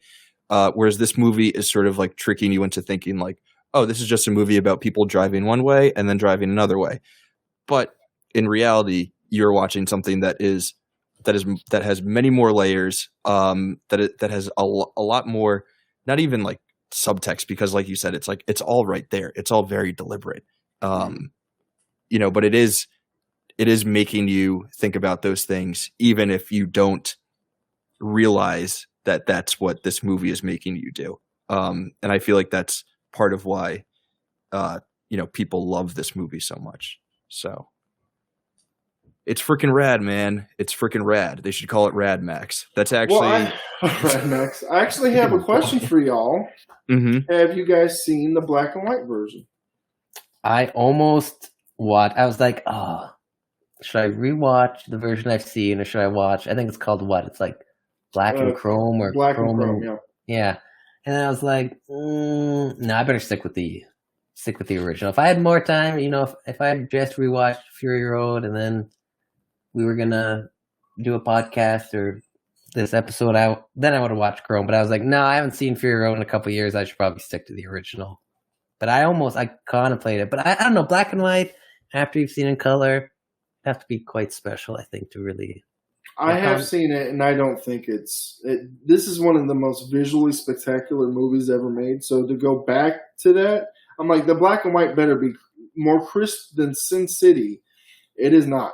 It really doesn't add, like Logan in black and white kind of adds something to that movie. It adds a grittiness to it. To me, when you're taking away the color, you're actually detracting from the value of this movie. It's not really heightening anything. The black and white in The Mist is fucking. That's the only version of that movie you should see. Oh, interesting. Because it was made to be in. That's why the CGI is kind of dodgy. Where you're like, oof. Yeah, it was made. I dig that movie. I've never seen it in black and white. I might have to check that out. I've never seen Mad Max in black and white. I've heard that people like it. I think that might just be because this is a great movie. But I agree with you guys. Like, I think like so many other aspects of this movie, essentially like every single aspect of this movie, the color, and like color grading and all of that stuff is like super important to like the success of this movie and how effective it is, that, you know, I personally don't really see a reason for watching black and white, but something to do with kill time, I guess. I think we've covered a shit ton of ground. We talked about this movie to a certain point, and then we turned around and we talked about this movie going back the other way. Oh, look at that. Oh, look at dude. You. All right, so before we get into our recs, which I know you dudes brought along, something that we tried on the last episode, I think we can try it again here. We're still sort of feeling this vibe out. But let's do a quick MVP. a quick movie MVP. Sailor, I think you already got yours. Mm-hmm. You already mentioned it. So if you just want to quickly run through again who you've got. Oh, it's it's Charlize Theron. Well, specifically Furiosa. I think the character is far more interesting than Max has ever been. I like her story. I like everything about her more than Max. We didn't touch on it because we're trying to keep it light and shit. But there is a critical backlash on this movie from a very specific group of people who think this movie is trash, and it's because a woman is the lead, and that's 100% the reason. They think Max is emasculated because a woman has to do all those things, and Max is irrelevant to the plot. And I'm like, what movies are we watching now? I don't know. That's such a poor criticism. It's poor and lazy and lame, and it's like, one, just tell everyone you've never seen any movies, and two, to just tell everyone you're afraid of women. There you go. Save everyone the time and effort, and say you're afraid of women. They scare you, and you don't know how to talk about movies. Like, it's crazy. I'm like, she is so much. What character from Max are you guys missing? Because it's like, he's not a character. He's no more a character than Zatoichi or Lone Wolf and Cub. You don't learn any more about Lone Wolf and Cub from movie 1 to movie 5. There is no arc to that character. He rolls into a town and he solves the problem. Mad Max is that character. He is not a character. He is a conduit for action. That's it. That's the only reason that's his sole purpose. And for this story to work, he needs to be in the middle of it. And I like their dynamic together. I think they have crazy chemistry, even though they fucking hated each other while working. So yeah. Well, from what I heard, the shoot was, I don't think anyone was really getting along with anybody. But yeah, my MVP 100% is Furiosa, and I cannot wait for the prequel. Yeah. No, that's I mean, that's a great answer. I don't even have anything to say to that because it's just, yeah, totally. Duke, who's your MVP? I'm not gonna pick Furiosa solely just because Sailor just said her, so I'll pick somebody different for a little bit of variety. I really liked Nicholas Holt's character. I knew he was in the movie, but upon rewatching, I thought he had a much smaller role, but he's in it for most of the film, and I just like how his kind of character kind of develops. He was, I'm going to call him a gearhead, and then he kind of slowly is humanized throughout the film after, embarrassing himself in front of Immortan Joe, and then he kind of almost gets a love interest with one of the wives, I think Elvis's granddaughter, and then he has like the hero sacrifice at the end. So I think he goes through a great little character arc, and as someone who Holt continues to kind of test himself with projects. The Menu was he was really good in that and so yeah, I just thought I'll do Nicholas Holt's character that I do not know the name of. Nux. There we go. Yeah, I'm gonna redo that line. Then. So I want to give Nicholas Holt the credit he deserves. So yeah, that's why my MVP, I'm gonna give it to Nicholas Holt's Nux. Nice. Nux doesn't sucks. How about that? Come on, y'all. Come on. Can we get a drum roll rim shot type sound effect in there? Editors? Oh, I'm surprised you're not going to go with that. Yeah, I think that's what we're going to go with for that one. Charlie Brown trombone. Can I pick your MVP? Because you got to pick an MVP, or are you just going with your? I'm going to pick an MVP. I'm really torn between a few folks. So I'm going to cheat and give it to all of them. I'm going to go with no. Come on. No. Okay. I'm going to go with the obvious answer. The stunt coordination, that whole team, whoever was coordinating the cars and flipping them and crashing them and the fiery explosions and driving them and having dudes jump from one to the other and then back, and they're fighting and they're flipping and they're crashing and it's going.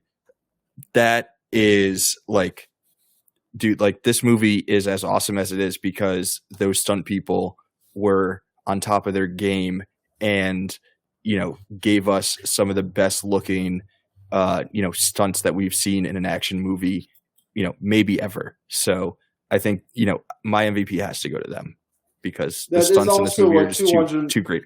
It's a 276 person cheat, but all right, we'll take it. I think the stunt department all deserves a shout out. It looks like a lot of them. It looks like Mike Duncan was the head of stunt coordination.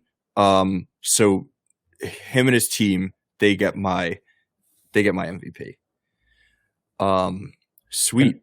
And the Academy, it's time to add a best stunt category. Yeah. There's no reason why there isn't. There is no reason why there hasn't been, and it's ridiculous at this point. It's just ridiculous. It's an amazing art form. It's an amazing art form, and like movies are better when stunts are done properly. We can all agree. This is the year to add one too. I mean, you got John Wick 4, you got Mission Impossible 7. I'm sure there's a couple others, but like, come on, Mission Impossible 8. Tom Cruise winning Tom Cruise might bully award. Come on, might bully them into adding a stunt award. That's when he would be the most Oscar-winning director. I think that's why they stopped doing it. Well, they never did it because they're like, we got to give this motherfucker an Oscar every year. Y'all want that? You want Tom Cruise to be a 17-time Oscar winner? Is that what y'all want? Because that's what's going to happen. I mean, I guess he's not the actual stunt coordinator. If you're doing the stunt, if you're doing the stunt, you should be getting a nom. He would be up there accepting the awards with the stunt coordination team. He better get the goddamn. He strapped himself to a fucking plane. He better get a goddamn Oscar. Who hasn't though? Not me. I can say that definitively. I have never done it, and I will never do it. I'm not Tom Cruise. I want to live. That's a document. That's a documentary that I would pay good money to see in theater. Is just Tom Cruise. The documentaries on all of Tom Cruise's stunts. That itself could be a movie, and then that'll win him his Oscar. It'll be the documentary about Tom Cruise's stunts. It'll be nominated for best documentary, and then it'll win, and that's how Tom Cruise gets his Oscar. And that's how they add a best stunts category. Yeah, it's perfect by winning best documentary. Yeah. You did it, dude. Awesome. Anyway. You did it. I fucking love it. All right, guys, let's do our 3 recommends, and I think so last episode we went around in a circle and named one each. I'm wondering if you guys want to do that or if we just all go and list all 3 at once. I think the round robin approach is best. All right, let's do it. And Sailor, you just volunteered yourself to go first. Well, then my number 1. Y'all like the game Fallout? Y'all ever heard of that? Y'all like Fallout? I've heard of it. I've never played it. I'm not much of a gamer. Well, it's not my pick anyways, but that was it wasn't my pick, but I was going to lead into Fallout because Fallout is a very famous post-apocalyptic video game series where you survive a nuclear blast by being in one of these chambers, and you wake up and the world's gone to shit, and you have to survive.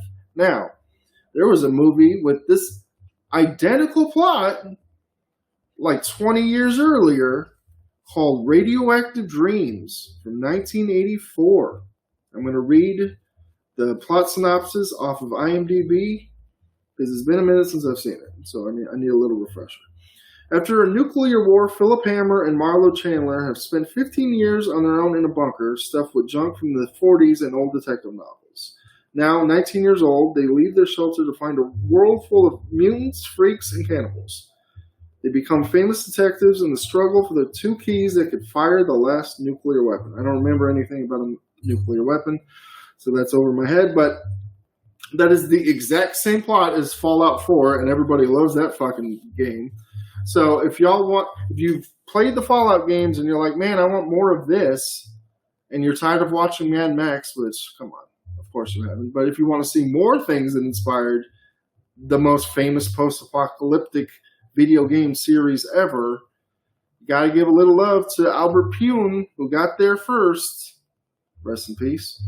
With Radioactive Dreams. It's a wild movie that, because if you hadn't noticed by the names of the characters, they're pulling from 40s detective novels. They're noir elements. They got trench coats. They got the fedoras. There's mutants in it. There's giant rats. It's a crazy thing. I'm pretty sure you can find it on YouTube. It's a wild, crazy movie in a post-apocalypse subgenre. And Radioactive Dreams. It's my number one. Well, my first pick. Nice. All right, and then we'll go Duke, and then me, and then we'll whip it back around. Okay.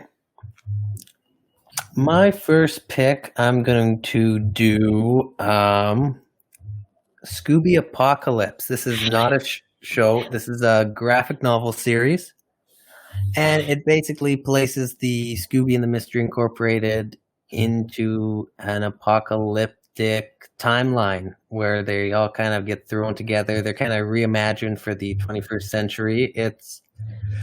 I'm enjoying it. I wouldn't call it great literature, but I definitely check it out if you're kind of into this kind of like apocalyptic, if you like the apocalyptic timelines and stuff like that. So that's a book. I thought I'd throw out a book there first, kind of something else other than the movie. So, well, I don't want to step on any of you guys' picks. Do you have any other comics? Do either one of you have any other comics on your lists?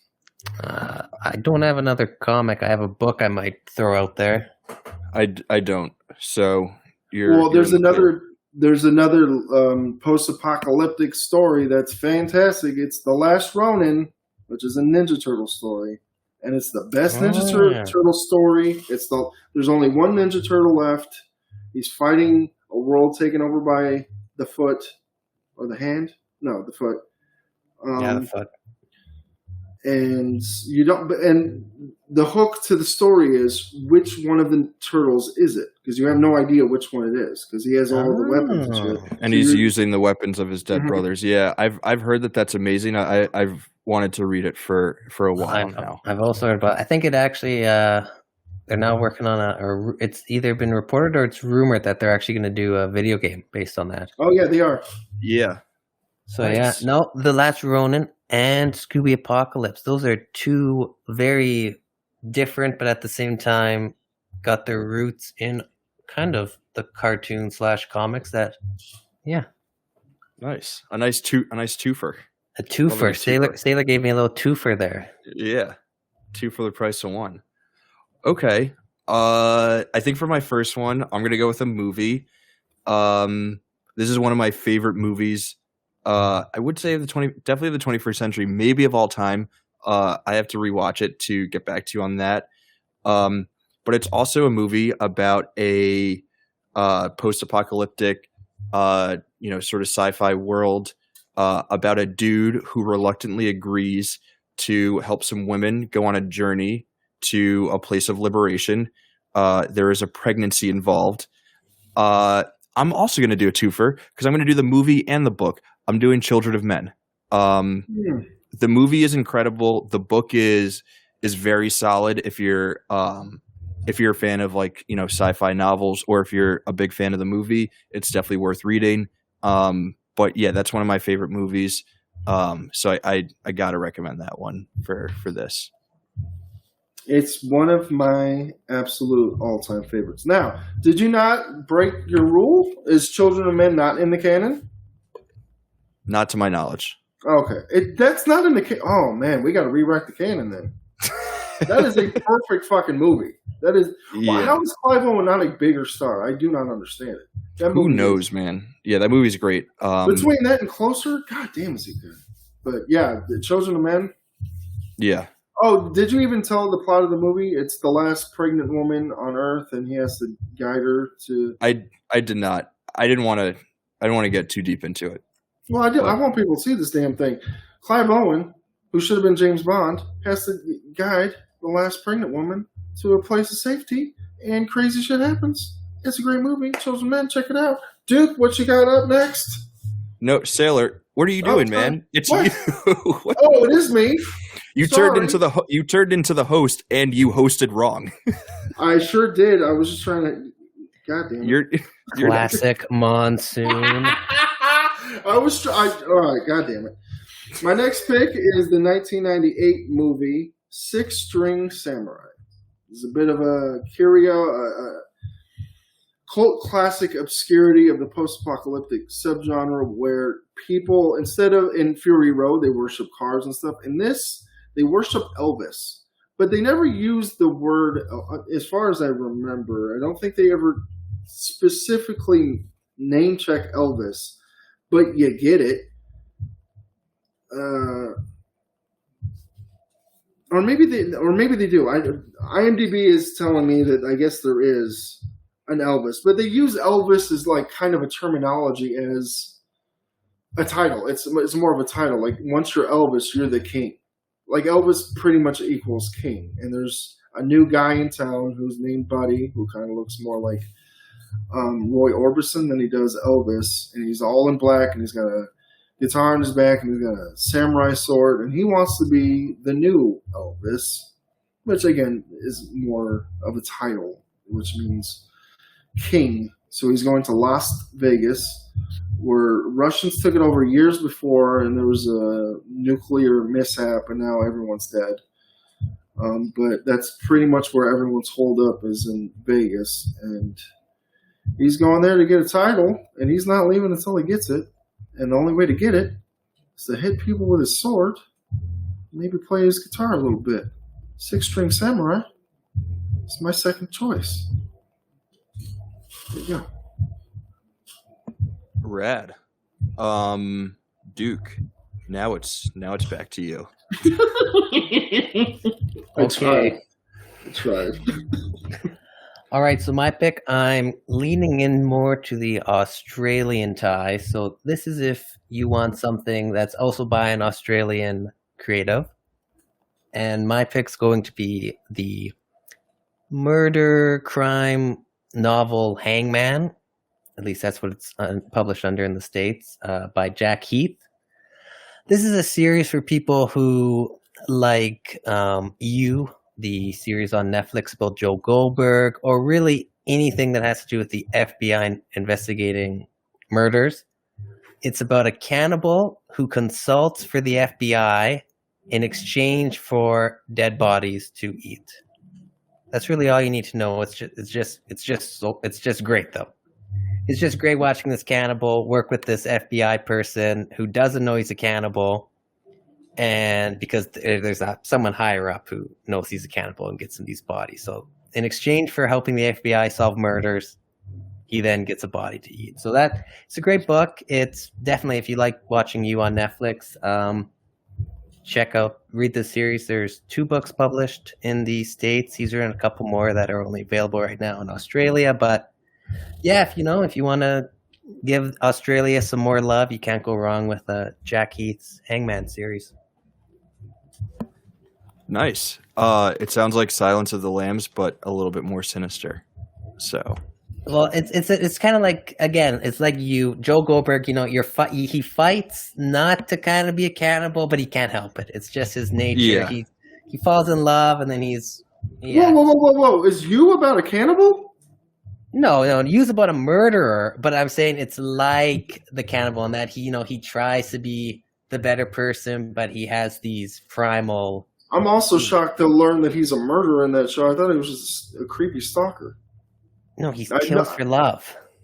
He kills for love. No wonder women are obsessed with that show. Oh my god. He kills for love. Oh my god, with that shit. All right. For my second one, I'm gonna circle back to what I was saying before about this movie sort of reading like a graphic novel.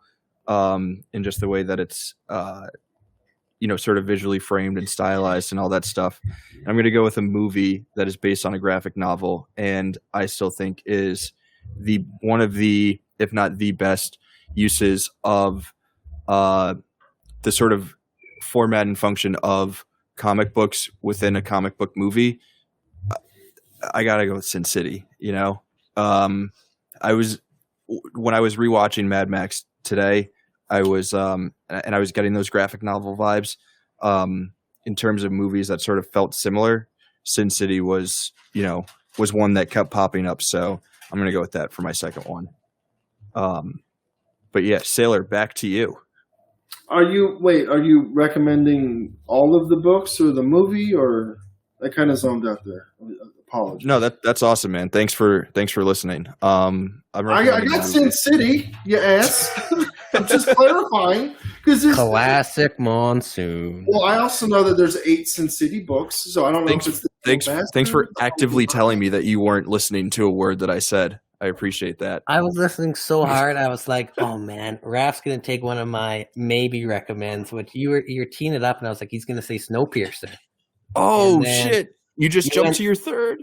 No, that's not my third. I got a different one. But I was like, is he gonna say Snowpiercer? So again, on the twofer thing, Sin City and Snowpiercer, I think are both pretty. I dig it. Good graphic novel adaptations that would work. But Sailor, we're going with the movie. So there you go. Am I going for a movie, or did you say a movie? I'm clarifying with you that I'm recommending Sin City. Oh, the movie. Gotcha. Yes. Okay. Gotcha. Oh, I just want to be on the same page. Maybe the edibles are kicked in. I'm trying my hardest. That's cool, man. Yeah, maybe. Sin City is one of my favorite movies. I referenced it earlier for a reason. I love that movie. Yeah, man. It's cool. Duke and I will not listen to your last recommend.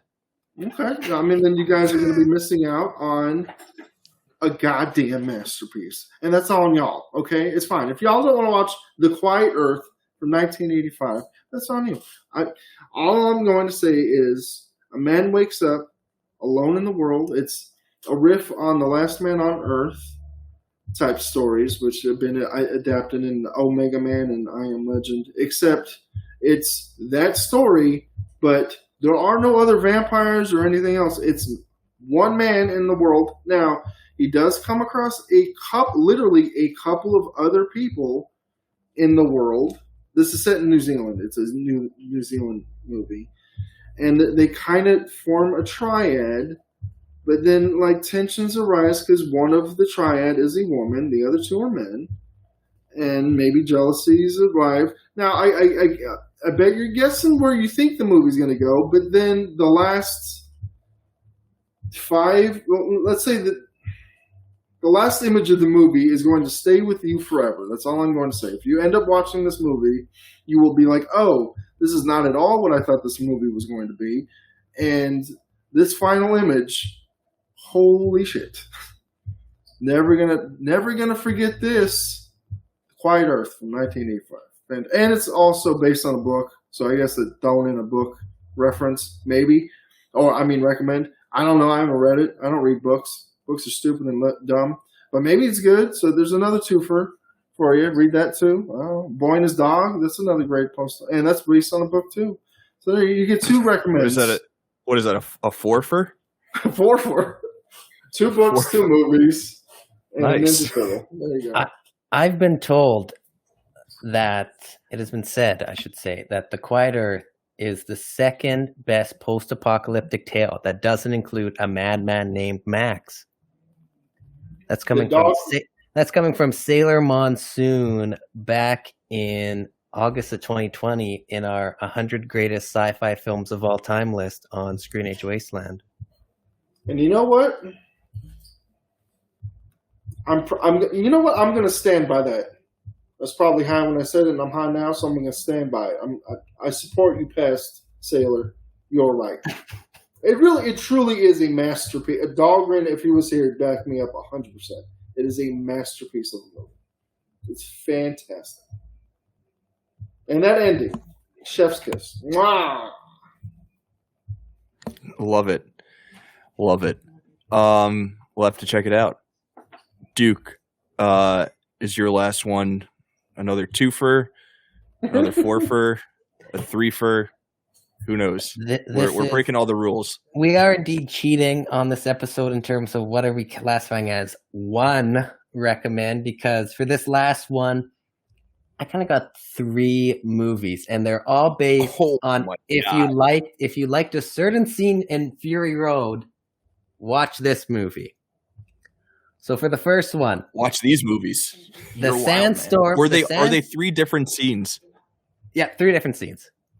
Oh my god. So the first scene in Mad Max Fury Road, that sandstorm, visually beautiful. Don't do and it. Mission Impossible, Ghost Protocol, got a great Tom Cruise running after the bad guy in a sandstorm. If you like the sandstorm scene in Fury Road, you picked one scene from this movie just so you could wedge in that. God damn it, dude. Moving on. I'll allow it. We are. Rictus Erectus, whatever his name is. Mm-hmm. When Tom Hardy and him were fighting, I was like, man, this looks like Harrison Ford fighting the pilot mechanic in Raiders of the Lost Ark. And I was there for it. So, Raiders of the Lost Ark, if you want kind of some Tom Hardy fighting. Oh, that's a good shout. However, you broke one of our rules. Oh, what's that? A recommend that is also on the Canon. Oh, no. Take his ass to task. All right, if you like that, watch Temple of Doom, because I know that's not on the Canon. Unfortunately. So if you like the one scene in Mad Max, you have to watch this movie that is a sequel of another movie that has a similar scene. Okay. I didn't know that. We didn't. Well, okay. No one knows that part. rule. I wait until someone gives a recommend that's on the Canon, just because I like knowing that what other people don't know, and and slamming down on the buzzer and going can't do that one. Well, the bald guy in that fight in the first one, he's a henchman in this Temple of Doom. He's playing a different henchman. So, I mean, there's at least a loose connection. I'm helping you out, Duke. I'll redo it a bit.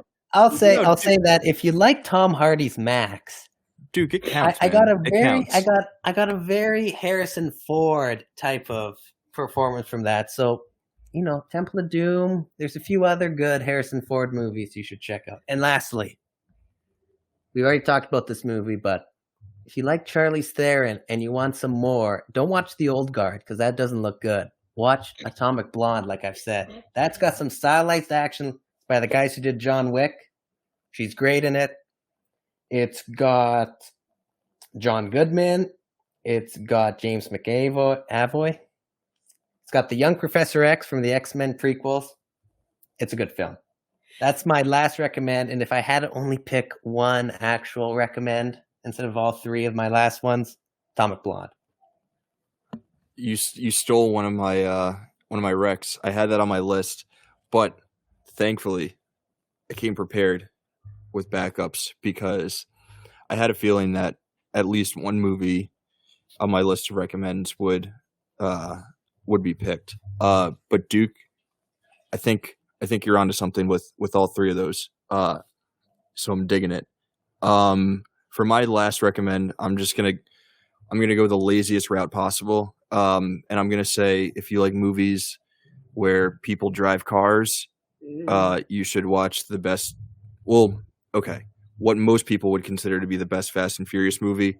There's another one that I hold very close to my heart, but I think general consensus is that Fast 5 is the best one. It's another movie about people driving. It features some pretty sick driving and dope stunts. So yeah, that's gonna be my last one. But quickly, before we wrap up, let's just go around the horn one more time and just name what our recommends are. And Sailor, that's my key picks, for you. Yeah. My picks were Radioactive Dreams, 6 String Samurai, and The Quiet Earth. Nice. Duke? My picks were the graphic novel series Scooby Apocalypse, the crime novel series Hangman by Jack Heath, and then I had kind of a trio of films. I had Mission Impossible Ghost Protocol, I had Atomic Blonde, and I had the Raiders of the Lost Ark / Temple of Doom, and then also I'd previously mentioned Snowpiercer as another one for Raf's upcoming recs that he's going to list off as well. we've got about 18 recs between the three of us. I love it. So for my three, I've got three movies. I've got Children of Men, I've got Sin City, and I've got Fast Five. All great recommends. I'm gonna add the stuff that you guys mentioned that I haven't seen or read to my list.